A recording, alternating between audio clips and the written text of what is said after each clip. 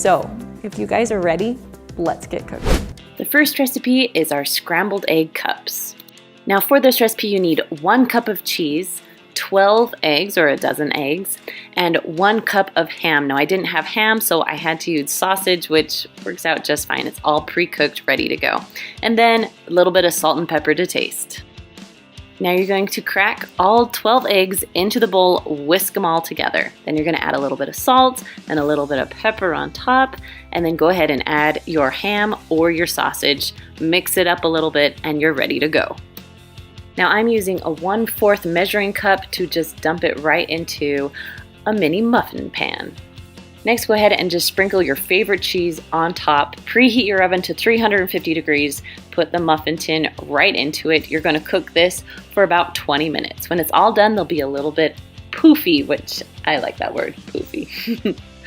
Then you can just pull them out and cut them up, and they are ready to go for breakfast. So here's what you need. You need 2 tablespoons of normal yogurt.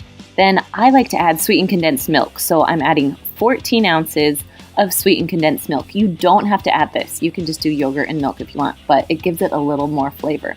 Then we're using Fairlife whole extra filtered milk. The extra filtered is very important, and this is a 1/2 gallon. Then you need an Instant Pot that has a yogurt function. And that's it. That's all you need for this recipe. So first I'm going to pour a little bit of milk in, maybe about a 1/2 cup of milk, and then I'm going to put my sweetened condensed milk right on top of it. Now you want to get a whisk and you want to mix this in really well. It's really thick, so the better you whisk, the better it will be. So once it's all mixed in, it's time to add the rest of your milk. So go ahead and just pour it all in. Next you're going to add 2 tablespoons of just normal yogurt. It's the plain kind. It's not vanilla. It's no flavors, just the plain yogurt. And 2 tablespoons. All right, those are all your ingredients. Now it's just time to whisk it all together. Now you want to make sure you get the yogurt chunks because you don't want big chunks in your yogurt while it cooks. You want it completely smooth. Now you can put your Instant Pot lid on it, take the sealing lid off, or I just put a plate on top of my Instant Pot. So now you're going to push the yogurt button. You want to make sure that when you push the yogurt button, you want normal. You don't want less, you don't want more, you just want normal pressure. You want this to cook for the 8 hours. So if the 8 hours shows up on your Instant Pot, you are correct. Then it will actually start counting up instead of counting down when using the yogurt function. Now when it's all done, it will say yogurt. That means it's time to take your plate or lid off and see how it is. Now this is still really hot, but I just want to show you the texture of this. This is thick and creamy and perfect. So I'm going to put a paper towel on top and then just any type of lid or saran wrap or anything like that so it can store in your fridge. Now I stored mine overnight, and in the morning I woke up, I actually had to flip my lid so it would fit in the fridge, but took off my paper towel so it can get all of the moisture, and it is perfectly cold, delicious yogurt. Now right now this yogurt is really, really thick, but the more that you play with it and stir it around, it will break up the proteins and it will be able to be a lot more smooth. Today I'm just serving mine with a little bit of granola and a few blueberries on top. I like to use the fresh blueberries, but if I run out, then I like to use frozen. Our next 3-ingredient main dish is Dr. Pepper pulled pork. You need 12 ounces of Dr. Pepper, a jar of your favorite barbecue sauce, and a 3-pound pork roast. And just a little salt and pepper to taste. Go ahead and put your roast in the bottom of an Instant Pot. You're going to add a little bit of salt and pepper on top just to give it a little bit of flavoring. Then on top of that, you're going to add 12 ounces of Dr. Pepper. I'm kind of just eyeballing it because you don't have to get it exact. You just need somewhere around a can or 12 ounces. And go ahead and dump on a whole jar of your favorite barbecue sauce. Go ahead and put the lid on. Make sure that the lid is on nice and secure. If you have a little knob, make sure you turn it to sealing. And I am going to cook this for about an hour and 30 minutes because it is so big and a little frozen inside. Yes, we want to make sure it's cooked. When it's all done cooking, you can release the pressure and go ahead and take the lid off. Now you can serve this on buns or even on top of salad, however you like to serve it, it's gonna taste amazing. Now the side dish for this one is our 3-ingredient avocado salad. I love this because you just need 2 avocados, a little bit of little tomatoes, and then a jar of artichokes. Go ahead and chop up your tomatoes. I like to make them into small bite-sized pieces. Then go ahead and dump those into your serving bowl. Next, we're gonna cut up the avocados. I also like to cut these into small bite-sized pieces because you don't want a huge bite of avocado and nothing else. Next, we're gonna chop up some artichokes, depending on how many you like. This is a large jar of artichokes. I'm cutting up about half of them. Now for a little bit more flavor, I like to add a little bit of the liquid that artichokes were sitting in and then just mix it up. This recipe is my go-to side dish. The next recipe I'm making is Instant Pot ribs. Now don't be intimidated by these, they really are so easy. So first I'm gonna add a lot of salt on top of my ribs and then a little bit of pepper. Next you're gonna grab some apple juice and pour about 1 cup to 1.5 cups into your pot. Now this is your liquid, so you'll be able to get the pressure. Now my Instant Pot is a 6-quart and the ribs I'm using are beef ribs, so they're actually a lot bigger. But if you're using pork ribs, you can put them in your Instant Pot just like this, in any size of Instant Pot. But because my ribs are so big, they don't fit that way, so I'm gonna show you how I put them in. So first you're just gonna cut them right down the middle. Try not to cut the bone and try and make the meat as even on both sides if you can. As soon as you're done cutting them, you're gonna put them inside the Instant Pot, one on top of the other. Then put on your lid, make sure you seal it tight, and always make sure it's on sealing so it'll work. Then you're gonna press your meat stew button and go all the way down to 25. Now I let this recipe do a slow release, meaning I let it release on its own. So now I'm just gonna check, yep, there's no pressure, so I'm gonna open it up. And the smell of these things are amazing. So I'm gonna take some tongs, pull them out, and put them on a lined cookie sheet. I lined it with foil, so my cleanup is going to be a breeze. Before your Instant Pot is done cooking, go ahead and preheat your oven to broil. So it'll be about 550 degrees or broil. Now before we broil these, we're gonna spread some barbecue sauce on them so they'll be caramelized, I guess, in barbecue sauce. So I just did a few squirts of barbecue sauce. You can use any kind of barbecue sauce you like, and then I just spread it around so it will be pretty even on each rib. Then when you're done, stick them in the broiler for about 2 to 4 minutes. You need to watch it so it doesn't burn your ribs. Now instead of just dumping this applesauce, I'm gonna put some potatoes in it because I'm gonna have mashed potatoes with my ribs. This is totally optional, but I'm all about easy side dishes. When you have your potatoes in, you're just gonna turn it, make sure it's sealed, then you'll push manual. You're gonna go up to 15 minutes.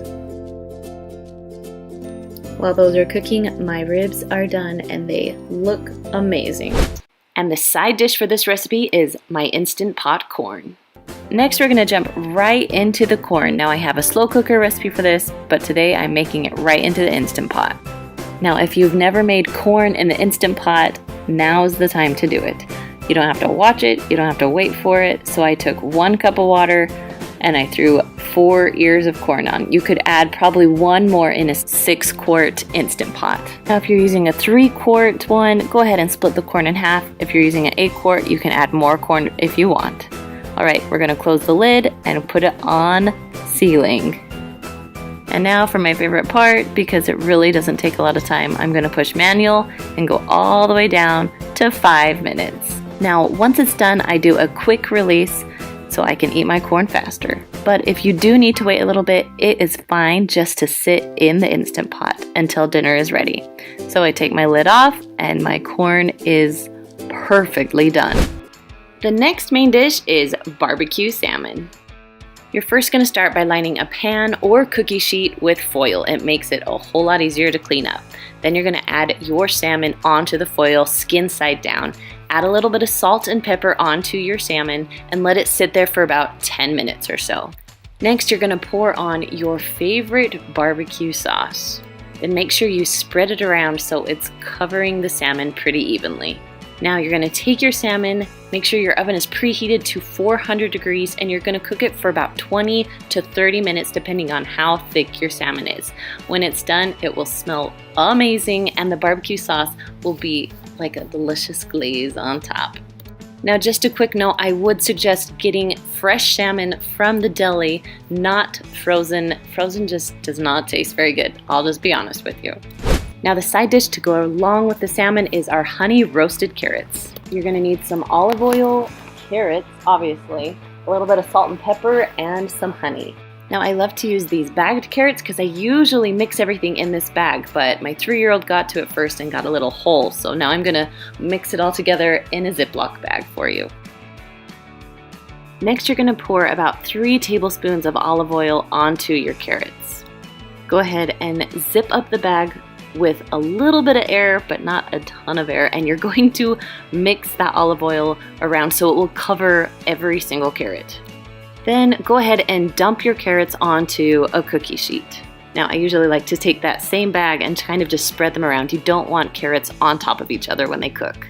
Next, you're going to add about a teaspoon or so of salt, just spreading it all along the carrots evenly. You're going to do the same with pepper. If you don't love pepper, you don't have to add it, but I love pepper with these carrots. Next, you're going to drizzle about 3 tablespoons or so of honey right onto your carrots. You just want to make sure every carrot gets a little bit of honey. When you're done, you're going to go ahead and bake those at 400 degrees for about 20 to 25 minutes, or until your carrots are the texture that you like them. I like them very cooked, so I go about 30 minutes every time. Now I like to add just a little bit more honey on top right before I serve them, just to get that little added sweetness. It's my favorite. Now make sure you serve these nice and hot because they are so good that way. Now the next main dish is our easy club chicken. So you're gonna need a box of club crackers, about a half a cup of butter, a little package of zesty Italian seasoning, and then of course, chicken. You're first gonna take your butter and microwave it in a microwave-safe dish until it's completely melted. While that's melting, go ahead and crush up your crackers into little tiny crumbs. You will want about 1.5 cups of those. Next, we're going to add our Italian seasoning dressing packet right on top of the crumbs. And just mix those all together until it's well combined. So now that the butter is melted, you're gonna put your chicken into the butter, kind of, make sure the butter is all around the chicken, and then put the chicken into, of course, the seasoning, the crumbs and the Italian seasoning. Make sure it's all covered, ready to go, and then you can place that right onto the cookie sheet. Then you're just going to continue those steps until all of the chicken is gone and you've used all the breadcrumbs and the butter. If you need a little bit more butter, go ahead and melt some more. All right, now it's time to cook. You're going to preheat your oven to 375 degrees. We're going to cook it for about 45 minutes to an hour, depending on how thick your chicken breasts are. Now, halfway through, you can flip those over. It's totally up to you. And there you have it, easy club chicken. Now to go with this recipe is our 3-ingredient Parmesan rolls. For this recipe, you need 12 frozen dinner rolls, a half a cup of butter, I like salted butter, and then 1 cup of Parmesan cheese. Now I microwaved my butter in a microwave-safe bowl, and we're going to dip the frozen roll, it's totally frozen, into the butter. Mix it around a little bit, then you're gonna go straight into the Parmesan. Mix it. If you need to press Parmesan onto it, you can. Then you're going to put it into a 9x13 pan that has been sprayed with non-stick cooking spray. Now you're just going to continue this step until all 12 rolls are onto your pan. Now these rolls need to rise, so we're going to cover them with saran wrap and put them in a warm place. I like to put them kind of in the sun or just a spot where it's going to be warm so they will rise a little faster. Now once they are doubled in size, go ahead and put them in the oven. You're going to cook them at 350 degrees for about 15 minutes or until they are golden brown on top. I like to serve this with just a little bit of butter, and it's the perfect side dish. Now the next main dish is our 3-ingredient chicken tacos. So you just need a taco seasoning packet, a frozen package of chicken, and then also your favorite salsa. I'm gonna cook it in my Instant Pot today, so we're going to put the chicken into the bottom of the Instant Pot. Now these are tenderloin, so they're a little bit smaller. You can use chicken breasts if you want to. I'm putting about 6 or 7 in there because we have to feed a family of 6. Now on top of the chicken, you're gonna add your taco seasoning packet. Just dump it right on top. And then you're gonna pour on your salsa. I'm using the whole jar of salsa just because I like it that way. Now because it is the Instant Pot, I'm gonna add a little bit, about 1/4 cup of water, so it will pressurize. Next, go ahead and put your lid on the Instant Pot. Make sure that little knob is turned to sealing, not venting. Then go ahead and push the manual or pressure cook button, depending on what you have. And because they're pretty small, I'm just gonna cook this for 20 minutes with my frozen chicken. Now when it's all done cooking, I turned my little knob to venting and let out all the pressure so the lid will come off nice and easy. Now I pulled out my chicken just to shred it up just a little bit easier. You can leave it in the Instant Pot and shred it from there, but yeah, whatever works for you. Then all you do is put it on some tortillas or salad, add your favorite toppings. I'm gonna add just a little bit of cheese on top. Then I'm just gonna roll it up and serve it nice and hot. The side dish to go with this recipe is our cauliflower Spanish rice. So all you need is a jar of your favorite salsa, some ground chicken or turkey, depending on what you like, and then also some riced cauliflower. I like to get the frozen kind. Now you're gonna start by putting your turkey or chicken into a skillet and you're going to cook it up. Now, if you've never heard me talk about the chop stir, this is one of my most favorite kitchen items. I'll put a link in the description for you. It is amazing. Now, once your meat has started to brown just a little bit, you can go ahead and add your cauliflower rice onto it. It's still frozen. I am just cooking it just from frozen, just like this. Then mix it around until your meat is all the way cooked and your cauliflower rice is nice and soft. Once everything is cooked, it's now time to add the salsa. So I'm adding 1 jar, about 16 ounces of just your favorite salsa. Then just mix that in until everything is nice and well combined. And that is all there is to it. One of my most simplest recipes, but also one of my favorites.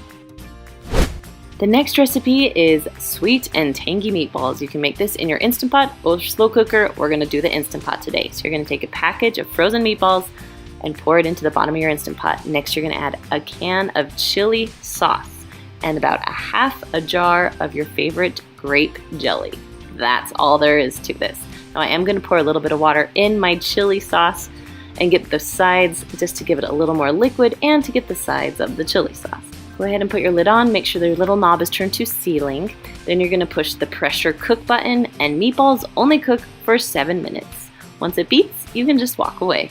Now once it's done, you can turn the knob or press the knob to venting so you can release your lid safely once all the pressure is out. Now my husband loves to eat these over rice, but my kids love to eat them just with a toothpick. Now the side dish to this recipe is Parmesan corn.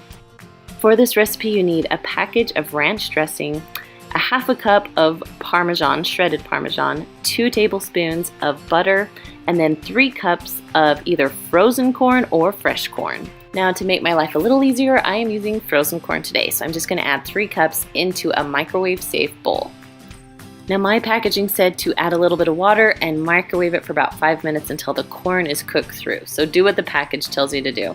Next, you're gonna add your 2 tablespoons of butter. Now, if you have a little bit of water left over, go ahead and dump that out before you mix in your butter. Now, once your butter is melted, we're gonna let it sit for a few minutes just to cool down. Then we're gonna add 1 tablespoon of your ranch dressing and then add the Parmesan. Now, if it's really, really hot, your Parmesan's gonna stick together, so that's why it's important to let your corn cool just a little bit before you start mixing in all the rest of the ingredients. I'm telling you, once you have this corn, you won't go back to just plain corn ever again. Now our next main dish is our avocado chicken salad. Now I use some bakery rolls, a little bit of salt and pepper, avocados, and then a rotisserie chicken. First, you're going to slice your avocados into cubes or small pieces just to make it easier to blend it up. So small pieces is a must when you're making this. Then you're gonna add a little bit of salt and a little bit of pepper. You can kind of taste test, see how you like it. You can always add more later if you need more. Next, I'm just gonna smash all the avocados up with a fork. You can use a blender if you want, but I feel like I waste some on the side, so I am using a fork today. Next, you're gonna take your rotisserie chicken, whether you cut it or tear it up, it doesn't matter. You just want bite-sized pieces and you're putting them into the bowl. Once you have about a cup to a cup and a half of chicken, go ahead and mix your chicken and avocados together. Now the thing that makes this recipe even more amazing is serving it on delicious bakery buns. This is one of my most favorite go-to recipes when I have not a lot of food in the kitchen. This is what we make. Now the side dish to this recipe is baked zucchini fries. So for this recipe you need some small crumbled Parmesan cheese, 2 eggs, 3 zucchinis, and then some Italian panko breadcrumbs. Now you want to cut up your zucchini so they're about the size of normal fries. Now if you have foil, you want to line a cookie sheet with foil. It will make your cleanup so much better. So now I need 2 containers for my mixture. So I'm using cake pans. We're gonna put 2 eggs in one, mix it up really good. And in the other pan, we're gonna add about a half a cup of the panko crumbs and then about 1/4 a cup of the Parmesan. Then just mix that up until it's well combined. Now it's time to put it all together. So I have my zucchini all cut up, ready to go. So you're gonna take few pieces, I did a few pieces at one time, and just kind of mix them around in the egg mixture. Then you're just going to put it right over into the crumbs, the panko crumbs, breadcrumbs, yeah, that's what it's called.